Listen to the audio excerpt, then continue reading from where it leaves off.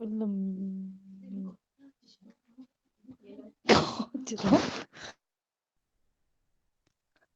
Sir मेरी आवाज़ आ रही है? जी सर, स्टार्ट करने लगी। Bismillahirrahmanirrahim. Assalamu alaikum. My name is Fatma Shabir. I am a nutritionist from University of Agriculture, Faisalabad. Thank you so much, Dr. Akram, for organizing this webinar on daily basis. आज का जो मेरा topic है, बात करूंगी obesity के बारे में कि ओबेसिटी जो मोटापा जो है वो उसमें क्या उसकी वजह क्या है, क्या उसकी कॉजेज हैं, उसके रिस्क फैक्टर क्या हैं और तो उसको हम कैसे जो है वो डायग्नोस कर सकते हैं तो उसको हम कैसे अपने वेट को जो है वो हम आइडियल बॉडी वेट पे कैसे लेके आएंगे। सबसे पहले अगर हम बात करें तो ओबेसिटी बेसिकली हम इस कंडीशन को कहते हैं। अगर हम डेफिनेशन को देखा जाए तो जब एक सबसे पहले हमारा आता है कि एक पर्सन का जो है वो आइडियल बॉडी वेट जो है वो 18.5 से 24.9 तक होना चाहिए। जब हम किसी पर्सन का जो वेट है जो सॉरी बीएमआई जो होता है बॉडी मास इंडेक्स जो नॉर्मल पर्सन का कितना होना चाहिए वो 18.5 से 24.59 तक होना चाहिए। अगर किसी पर्सन का जो बॉडी मास इंडेक्स है वो इससे ज्यादा आता है मतलब कि अगर 25 से अबव आता है तो इट्स मीन कि वो ओवरवेट है।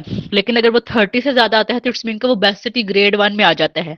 तो बेसिटी मतलब हम इस चीज कंडीशन को कहते हैं जब हमारी बॉडी के अंदर जो है वो फैट जो है वो ज्यादा एक्यूमुलेट हो जाती है। बेसिटी सिर्फ हम ये नहीं कह सकते कि हमारी बॉडी के अंदर सिर्फ फैट ही आ जाती है, बल्कि बेसिटी में मतलब कि ये आता है कि सम टाइम ये होता है कि जितने भी एथलीट्स वगैरह होते हैं उनका वेट ज्यादा होता है, तो ये भी रीजन हो सकती है कि उनके मसल्स जो मैस जो है वो ज्यादा होता है। इसी तरह अगर हम बात करते हैं कि ओबेसिटी के अकॉर्डिंग देखा जाए तो वही बात आ जाती है कि अगर किसी पर्सन का जो बॉडी मास इंडेक्स होता है अगर वो जो बीएमआई है अगर 30 से 40 तक आता है केजी पर मीटर स्क्वायर तो इट्स मीन का वो 20 है। ठीक है। और अगर किसी का 40 से ज्यादा बॉडी मास इंडेक्स आता है तो इट्स मीन के वो ज्यादा जो है वो ओवरवेट है। ठीक है। तो ये जो है इसमें डिफरेंट कंडीशन आ सकती हैं। अब अगर हम बात करते हैं कि बंदा जो है वो कैसे मोटापा एक तरफ आता है क्या इसकी मेन कॉजेस हैं कि बंदा जो है वो जो है मोटापे की तरफ आता है। यहाँ पे सबसे पहले ये अब बात आ जाती है कि अगर कोई पर्सन जो है वो ज्यादा जो है वो फूड कैलोरीज का जो है वो एक टाइम पे ज्यादा इनटेक करता है या उसका सेडेंटरी लाइफस्टाइल है, वो कोई वॉक वगैरह नहीं करता, वो अपनी कैलोरीज को बर्न नहीं करता, कोई एक्टिविटी वगैरह नहीं करता, तो इस कंडीशन में जो है वो उसका वेट जो है वो बढ़ जाता है। ठीक है। तो ये इसकी रीजन जो है वो आ जाती है। इसी तरह अगर हम देखा जाए तो ये इसमें आ जाता है कि ओबेसिटी के साथ और भी बहुत सारे फैक्टर्स हैं जो कि इंक्लूड होते हैं, जैसे अगर कोई पर्सन जो है वो एक्टिविटीज वगैरह जो है वो नहीं करता। इसके अलावा देखा जाए तो डाइट का बड़ा इंपॉर्टेंट रोल आता है कि ओबेसिटी में अगर कोई पर्सन जो है वो उसको वो बैड ईटिंग हैबिट्स हैं, मतलब कि वो एक टाइम पे जो है वो लाइक फॉर एग्जांपल वो अपना ब्रेकफास्ट का मील जो है नहीं लेता और वो जब वो ब्रेकफास्ट का मील नहीं लेता तो क्या होता है कि एक टाइम पे क्या करता है कि लंच में वो विद स्टाफ टाइम जो है बहुत ज़्यादा बिंज ईट स्टार्ट कर देते हैं या लंच में बहुत ज़्यादा कैलोरीज का इंटेक कर एक टाइम पे जो है वो ज़्यादा फूड का इंटेक कर देता है। मतलब कि अपना जो हेल्थी ब्रेकफास्ट को स्किप कर देता है और उसको रिप्लेस कर देता है किसी जंक फास्ट फूड के साथ, जिसकी वजह से बॉडी में जो है वो फैट इकट्ठी होना स्टार्ट हो जाती है। या बहुत सारे लोग ऐसे होते हैं अगर नाइट में बहुत ज़्यादा जिनको क्रेविंग होती है खाने की तो वो फास्ट फूड का इंटेक करते हैं, तो ये भी एक जो है वो ओबेसिटी की रीज़न बन सकती है। इसी तरह देखा जाए ड्यूरिंग प्रेगनेंसी में जो है वो वेट बढ़ जाता है क्योंकि मदर का अपना वेट भी होता है और बेबी का भी वेट होता है। तो जो ड्यूरिंग प्रेगनेंसी जो है वो जब मदर का जो है वो ओबेसिटी का शिकार होती हैं और आफ्टर प्रेगनेंसी वो अपना नॉर्मल वेट अगर नहीं लेके आती तो फर्दर जो है वो उसका वेट जो है वो देखा जाए तो बहुत ज़्यादा बढ़ जाता है। इसी तरह देखा जाए तो बहुत सारी जो है वो ऐसी कुछ जो है अगर हम बात करें तो कुछ ऐसी जो है वो मेडिकल कंडीशंस वगैरह आ जाती हैं, कुछ डिजीजेस वगैरह आ जाती हैं जैसे अगर देखा जाए तो जिसमें जैसे अगर हम बात करते हैं तो इसमें आ जाता है हाइपोथायराइडिज्म जो होता है डिजीज है। हाइपोथायराइडिज्म में बेसिकली होता क्या है इसको क्या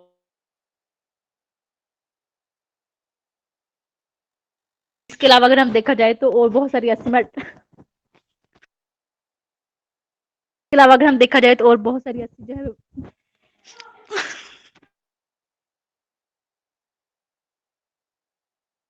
बहुत सारी ऐसी मेडिकल कंडीशन आ जाती हैं, कुछ डिजीजेस जैसी होती हैं जिसमें बंदा का वेट जो है वो ज्यादा हो जाता है। जैसे अगर हम देख जाए तो किसी को जैसे फैटी लिवर होता है। फैटी लिवर बेसिकली होता है क्या है कि जो हमारा लिवर है उसके इर्द-गिर्द जो है वो फैट एक्यूमुलेट होना स्टार्ट हो जाती है। तो इस तरह जब फैट के इर्द-गिर्द जब फैट इकट्ठी होने के साथ-साथ जो है वो बॉडी के जब वहाँ पे उसकी जो है वो कैपेसिटी खत्म हो जाती है, फिर वो बॉडी के साथ वाले एरिया में जो है वो फैट इकट्ठी होना स्टार्ट हो जाती है एब्डोमेन वाला एरिया पे ना। तो इसी तरह क्या होता है कि वो जिनको फैटी लिवर होता है वो भी ओबेसिटी का शिकार होते हैं। इस तरह कुछ ऐसे डिजीज है जिसमें जो है वो बॉडी के अंदर ज्यादा फैट स्टोर होती है या पर्सन का वेट जो है वो गेन होना स्टार्ट हो जाता है, लाइक क्यूशन सिंड्रोम आ जाता है। या कुछ ऐसी डिजीज होती हैं जिसमें पर्सन का मेटाबॉलिज्म जो है वो मेटाबॉलिक रेट जो है वो स्लो हो जाता है। लाइक जैसे अगर हम बात करते हैं हाइपोथायराइडिज्म में, हाइपोथायराइडिज्म में बेसिकली होता है क्या है कि वेट जो है वो गेन होना स्टार्ट हो जाता है, मेटाबॉलिज्म जो है वो स्लो हो जाता है। जब मेटाबॉलिज्म हमारी स्लो होता है तो हमारी कैलोरीज जो है वो बर्न नहीं होती इतनी क्विकली तौर पे। तो जिसकी वजह से क्या होता है वेट जो है वो लोगों का अनइंटेंशनली वेट जो है वो गेन होना स्टार्ट हो जाता है। तो ये कुछ रीजन आ सकती हैं। या बहुत सारे ऐसे लोग होते हैं जिनको अर्थराइटिस होता है। अर्थराइटिस में बेसिकली होता है क्या है कि हमारे जॉइंट्स के अंदर जो है पेन होती है। जो अर्थराइटिस के अमूमन पेशेंट क्या करते हैं कि वो फिजिकल एक्टिविटी लेवल नहीं करते, उनका सेडेंटरी लाइफस्टाइल होता है तो उनका भी वेट अब जो है वो बढ़ना स्टार्ट हो जाता है। इसी तरह अगर हम देखा जाए तो एक ऐसा हार्मोन होता है लेप्टिन। हमारे ना एक हार्मोन जो है वो होता है लेप्टिन, जो कि हमारे जो है वो रिलीज होता है बॉडी से। तो उसका बेसिकली काम करता है कि वो हमें फीलिंग देता है, फीलिंग ऑफ फुलनेस देता है। ठीक है। जब हम ग्रेलिन एक ऐसा हार्मोन होता है जो कि हमारे स्टमक से रिलीज होता है, वो तब रिलीज होता है जब हमें भूख लगी होती है हंगर कंडीशन में। लेकिन लेप्टिन जो है वो एक ऐसा हार्मोन होता है जो कि रिलीज होता है जो कि हमें फीलिंग ऑफ फुलनेस देता है। और बहुत सारे ओबेसिटी के लोगों में यही होता है कि उनके अंदर ये हार्मोन जो है वो इनएक्टिव हो जाता है। वो पर्सन जो है वो अनइंटेंशनली जो है बहुत ज़्यादा फूड का इंटेक करता जाता है, उसको कोई जो है वो मैसेज नहीं जाता है ब्रेन को कि बस कर दो। तो जिसकी वजह से जो है वो लोगों का जो है वो अनइंटेंशनली जो है वो वेट गेन होना स्टार्ट हो जाता है।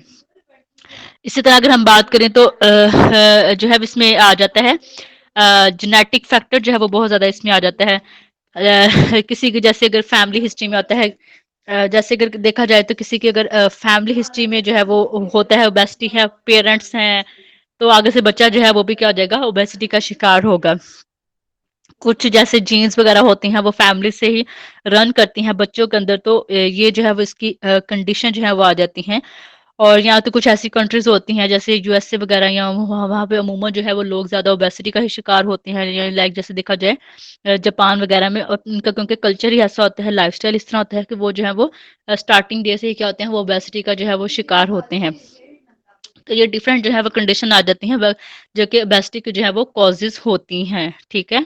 अब हम बात करते हैं कि ओबेसिटी जब होता है तो इसको कैसे क्या क्या क्या कैसे हम इसको अगर कोई पर्सन ओबेसिटी का शिकार है तो उसको कैसे जो है वो किया जाता है, कैसे हम अंडर एस्टिमेट कर सकते हैं एक पर्सन ओबेसिटी है। इसके लिए सबसे पहले एक फार्मूला आता है कि बॉडी मास इंडेक्स का वेट ओवर हाइट को उसके साथ किया जाता है, जिससे हमें पता चल जाता है बीएमआई से कि पर्सन ओबेसिटी का शिकार है कि नहीं है। ठीक है।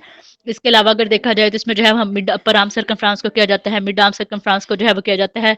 इस तरह पर्सन का जो होता है वो फ्रेम साइज जो होता है उसको मेजर किया जाता है कि वो कितना है, शॉर्ट है या कितना लार्ज, उसका फ्रेम साइज क्या है, वहां से भी हमें पता चल जाता है कि ओबेसिटी का शिकार है या नहीं है।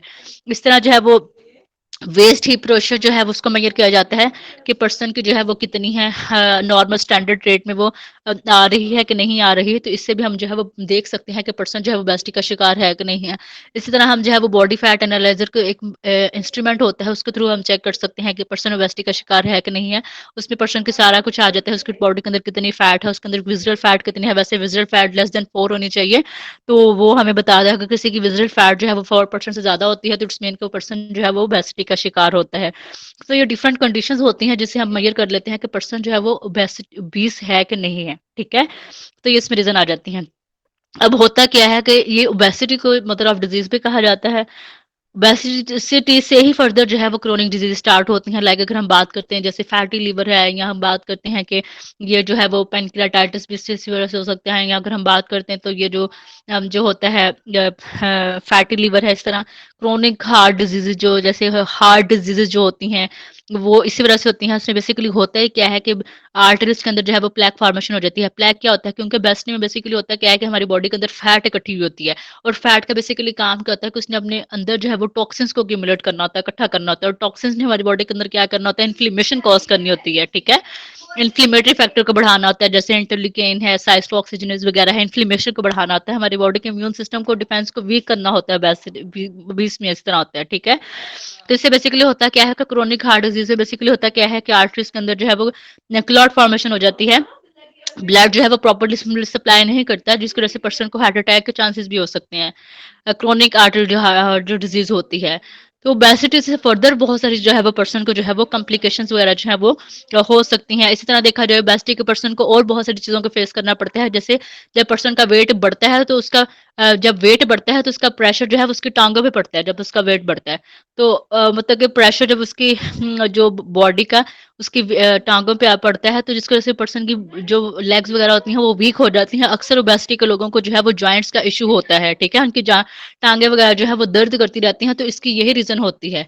तो बेस्ट ये है कि पर्सन को चाहिए कि वो अपने आइडियल बॉडी वेट तक लाजमी है या अपने आइडियल बॉडी वेट को मेंटेन करे। तो ये इसमें जो है वो डिफरेंट कंडीशन आ सकती हैं। अमूमन ओबेसिटी में होता क्या है कि एप्पल शेप जो है वो ओबेसिटी जो है वो हो जाती है, लाइक देखा जाए तो इसमें आ जाता है मेल्स फीमेल्स में देखा जाए तो उनकी जो है वो थाइज वगैरह पे जो है वो फैट एक्यूमुलेट हो जाती है, और मेल में देखा जाए ना ओबेसिटी तो मेल के जो है वो एब्डोमेन जो एरिया होता है वहां पे फैट इकट्ठी हो जाती है, तो ये शो करती है कि पर्सन जो है वो ओबेसिटी का शिकार है। मेल में जो है वो एब्डोमेन पे जो है वो फैट इकट्ठी जो होती है वो पियर शेप लाइक जो होती है, फीमेल में जो है वो एप्पल लाइक इस तरह फील होती है, यहाँ think I think peer shape thighs में जो है वो, और हिप वाले एरिया में जो है वो फैट इकट्ठी हो जाती है फीमेल्स में ना, तो ये शो करती है ओबेसिटी का। तो ये डिफरेंट कंडीशंस आ जाती हैं। अगर हम बात करते हैं ओबेसिटी की, तो ओबेसिटी अगर कोई पर्सन ओबेसिटी का शिकार है तो वो कैसे जो है वो अपने वेट को कम कर सकता है।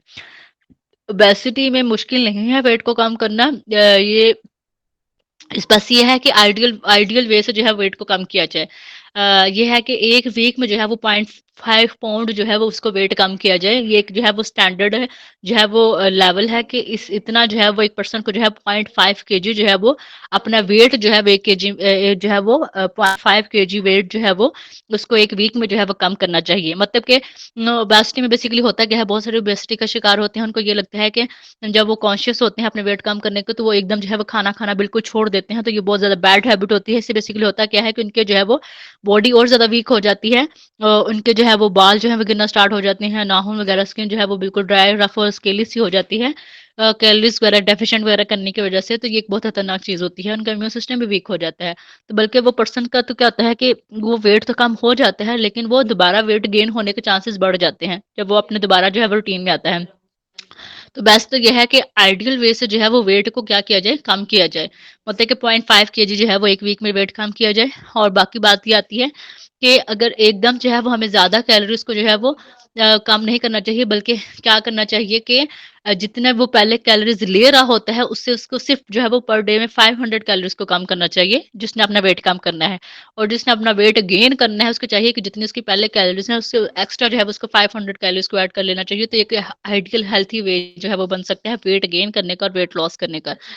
तो ये जो है उसका स्टैंडर्ड जो है वो आ जाता है। अब अगर हम बात करते हैं, अगर हम एक नॉर्मल डिस्कस किया जाए, तो जो लोग ओबेसिटी का शिकार होते हैं उनको जो है वो अपने डेली रूटीन के अंदर फिजिकल एक्टिविटी लेवल को लाजमी ऐड किया जाए। फिजिकल एक्टिविटी लेवल से बेसिकली होता क्या है कि अपनी जो है वो स्टार्टिंग से जो है वो नॉर्मल वॉक से जो है वो फिजिकल एक्टिविटी लेवल को ऐड करें, आहिस्ता आहिस्ता जो है वो ब्रिस्ट वॉक पे आ जाएं। ब्रिस्ट वॉक के बाद जो है वो थोड़े से जो है वो हाई इंटेंसिटी वो थोड़ा सा जो है वो वॉक वगैरह जो है वो करना स्टार्ट कर दें या ट्रेनिंग वगैरह करना स्टार्ट कर दें। फिर आहिस्ता आहिस्ता जो है वो वॉक के साथ जो है वो 10-15 मिनट जो है वो एक्सरसाइज को ऐड कर लें, ताकि बॉडी के अंदर जो रेजिस्टेंस हुई है वो थोड़ी सी चेंज हो। बॉडी का जो है वो थोड़ी सी जो है वो उसको चेंज किया जाए उसकी फंक्शन पोजीशन को, ताकि जिससे जो है वो बॉडी जो है वो स्टक ना हो। ठीक है, जो बहुत सारे लोगों का क्या होता है कि वेट स्टक हो जाता है।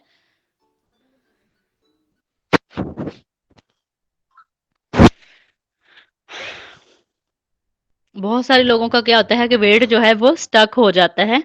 तो ये जो है वो इस तरह जो है वो एक्सरसाइज वगैरह से बहुत